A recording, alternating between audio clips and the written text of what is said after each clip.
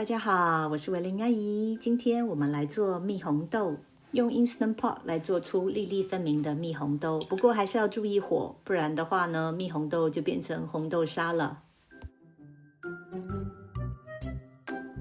红豆洗干净之后呢，先用 Instant Pot 它 saute 的功能，沸煮个几分钟，这样子呢可以除去红豆里头的涩味。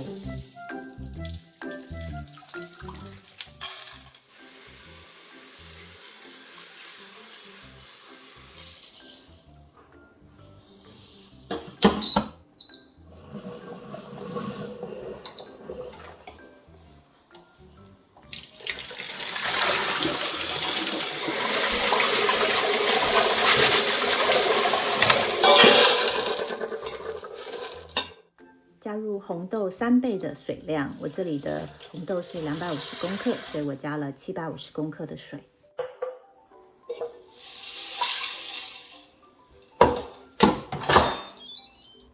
可以用 Instant Pot 它自己的煮豆功能煮25分钟等到时间到了之后呢，我会让它在 Instant Pot 里大概放个5分钟，我就会泄气。如果你放到它完全自己泄气的话，豆子有时候会太烂了。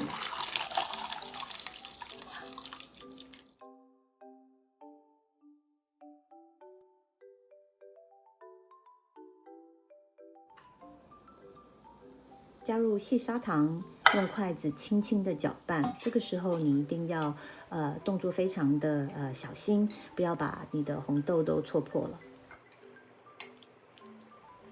加了细砂糖之后呢，在搅拌的当中，有时候好像这个又会渗出很多的水分，没有关系，你就把它再过筛一下就行了。就这么简单，蜜红豆就做好了。如果你喜欢今天的视频，请帮我点赞，并且订阅我的频道。我们下次再见，拜拜。